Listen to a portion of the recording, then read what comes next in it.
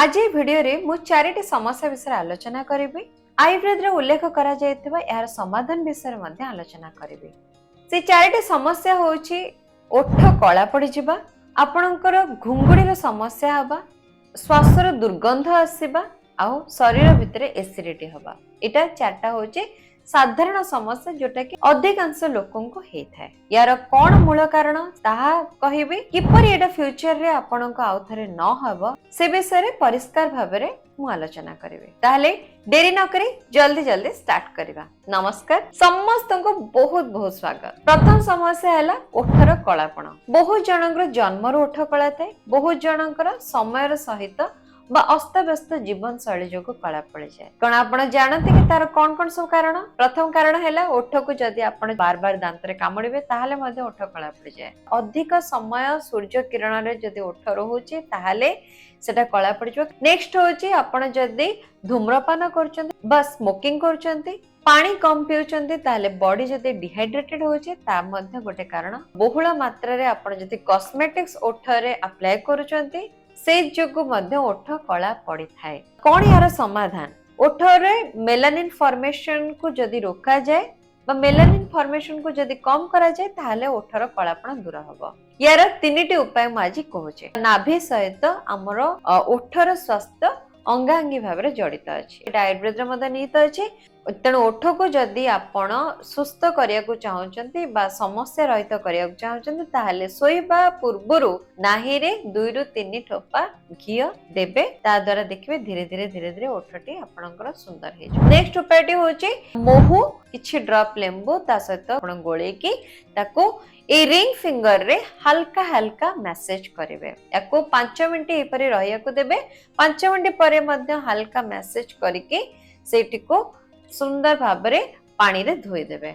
मोहु ओठर dead skin बाहर कर दबो। लेंबू ओठ को मेलानिन कंट्रोल करिवारे हेल्प करिवा। नेक्स्ट होची ओठरे मास्क लगेबा। गोटे चिमटा हळदी, किछि गोलाप जल, किछि सर, ए तीनटी को भल्ल भाबरे गोळे की ओठरे लगे की 15 मिनिट छाड़ देबे। 15 मिनिट परे आपण धीरे धीरे ताको सुंदर भाबरे पोछि के सफा पानी रे धोई के परिष्कार कर देबे। हळदी मेलानिन को कंट्रोल करिवो। सर यार मॉइस्चराइजेशन रे हेल्प करिवो, कलापण को दूर करिवो। गोलाप जल यार जो ओरिजिनल पिंक कलर अछि ताको पुनी थरे फेरे आनिवो। तले ए तीनटी उपाय आपण नियमित भाबरे 30 दिन करंतु। ओठ जेंति आगरु पिंक थिला सेही परि भाबरे हबो, कलापण धीरे धीरे दूरे जिवो। नेक्स्ट समस्याटी होची घुंगुडी मारिवार समस्या। अधिकांश लोक आजिका डेट रे सोइवा समय घुंगुडी मारछन्ते। ऑक्सीजन ठीक से जदि बॉडी को सप्लाई होनी ताहाले घुंगुडी मध्य तार गोटे लक्षण। जदि आपण एही परि समस्यार शिकार होछन्ते ताहाले खाली आपणकर पाखेरे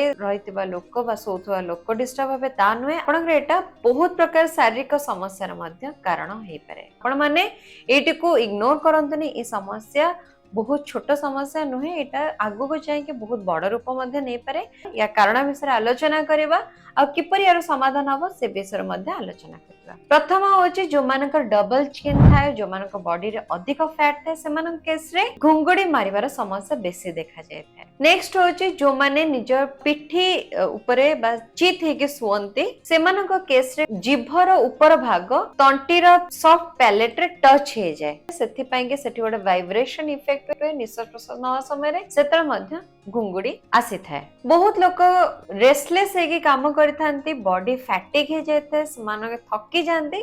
से क्षेत्र रे मध्य अधिक घुंगुडी से माने सोइबा समय रे मारि थांती। आयुर्वेद अनुसार बॉडी रे थिबा एयर आउ अर्थ एलिमेंट जदि ठीक से बैलेंस न होते ताहाले हमर एपरि घुंगुडी समस्या देखा जाय। याको बैलेंस करिया पे मु किछिटा रेमेडीज कहूची। पानी गोटे बॉल रे बसेइबे, ताको गरम हवा को देबे, सेथिरे किछि छेचा अदा को ऐड करिवे, सेथिरे गोलमरिच, हळदी आ लवंग देकी ताको भल्ल भाबरे फुटेबे। सेही पानीटी को आपण टिके ठंडा हे जाय को देबे। हल्का जेतरे उषुम रहबो सेतरे आपण मोहु मिसे की ताको अल्प अल्प करके पीबे। घुंगुडी को दूर करिया पई एटा गोटे चा जोटा के आपणकर घुंगुडी समस्या को समाधान करिवो। आ गोटे उपाय कहूची सोइबा पूर्वरु नाकरे गोटे पुडारे 2 ड्रॉप, आरो पुडारे मध्य 2 ड्रॉप एही परी बादाम तेल देकी ताको आघ्राण करिवे बा निश्वास भितर को टाणिबे।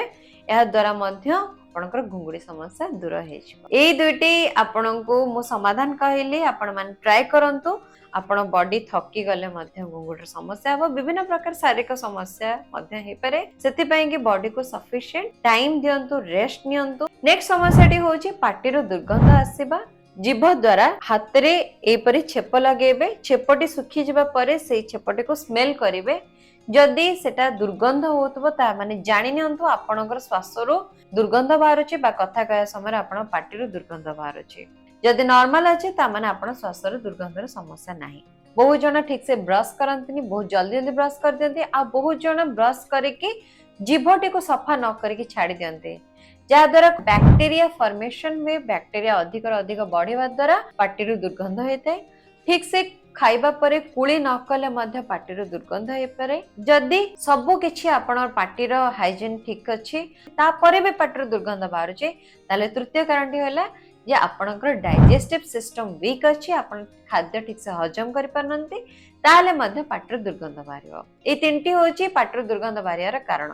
बहुत पुराना गोटे पद्धति सेटा होची ऑयल पुलिंग आपण पार्टी रे किछि कोल्ड प्रेस तेल नेकी भल्ल भाबरे कुली करिवे 5 ରୁ 10 मिनिट पर्यंत एपरी कुलकुल कुलकुल करके से तेलटको लास्ट को बाहर करिवे ता द्वारा पाटर थिबा सब बैक्टीरिया सब दुर्गंध करोथबा उपादानटी बाहरी जीव दांतर माड़ी समस्या दूर हो जिवो बहुत प्रकार दांत जनित समस्या दूर हो जिवो। नेक्स्ट होची खाइबा परे कुली करिया दरकार दिन को 2 थर ब्रश करिया दरकार जीभ को परिष्कार करिया को केबे भी भूलिबेनी कारण जीभ मध्य सब बळे सफा रखिया दरकार। नेक्स्ट होची जदी वीक डाइजेशन अछि ताहाले आपण बेड पाखरे गोटे डब्बा रे किछि गुजराती लवंग रखंतु खाइ सारिबा परे गोटे गुजराती लवंग आपण पाटी रे दियंतु आ यार रस को धीरे धीरे करके आपण सेवन करंतु आपणकर हजम शक्ति बढ़ेबो पाटी को फ्रेश रखिबो। नेक्स्ट होची कसी पिजुल पत्र 2-3 टी आपण खाली पेट रे खाइ परंती एथिरे मध्ये एंटीबैक्टीरियल एंटीऑक्सीडेटिव प्रॉपर्टी अछि जोटा कि डाइजेस्टिव इश्यू को सॉल्व करबो ता छडा आपण पाटी रे दुर्गंध मध्ये दूर कर दबो। पाटी रे दुर्गंधर समस्या रे समाधान कले याको सब को ट्राई करंतु सब समस्या दूर हो जिवो। नेक्स्ट समस्या टी होची एसिडिटी रो समस्या जेतेबेले आमे खाइबा खाऊ आमे जानि पारोनी आमे खाऊ खाऊ अधिका खाइताऊ जहा द्वारा ताको हजम करिया पई कि बॉडी भितरे बा पाकस्थली भितरे जो ग्रंथि अछि सेतरो अधिक गैस्ट्रिक जूस बाहरी थाए सेटा ऊपर आडो को ठेली हे कि पळे सेति पई कि आम छाती रे बहुत छाती पोड़ीबा हुए खट्टा हाकुटी आसे सेति पई कि आपण माने खाद्य सबले ठीक परिमाण खाइबा दरकार। जदि आपण नियमित भाबरे अधिक मसला जिंस खाउचंती जंक फूड खाउचंती सोइबा पूर्व स्नैक्स खाउचंती ता मध्ये एसिडिटी रो कारण हेते तेनो ए सब दूर रे रहंतु सबले ठंडा जातीय खाद्य आपण खांतु जेमति कि काकुडी जेमति कि घोळ दही कांजी फर्मेंटेड फूड पखाळ ए परी जो खाद्य जहा कि आपण बॉडी को ठंडा करिवो सेपरी खाद्य नियमित भाव में खांतो। रेगुलर वे रे एंटासिड यार समाधान नुहे ठंडा क्षीर गोटे कप आपण पीले इंस्टेंटली आपण को रिलीफ मिलिबो। सकाळे खाली पेट रे बाड़ी बगीचा रे जदी एलोवेरा पाउचंती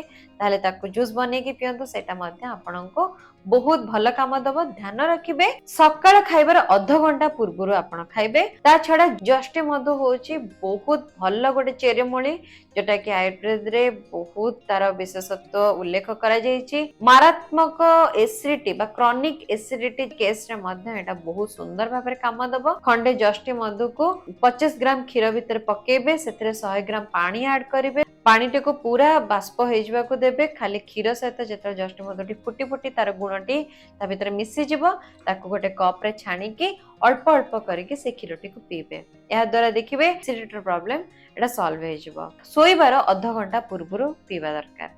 पान मधुरी सहित आपण मिश्री मिसे कि मध्य खाइ परिबे एटा मध्य आपणकर एसिड रो प्रॉब्लम सॉल्व करिवो। नियमित भाबरे सब नियम गुडी को मानि कि चलिले आपणकर चारिटी जो समस्या साधारण भाबरे देखा जाय सेटा देखा जीवनी।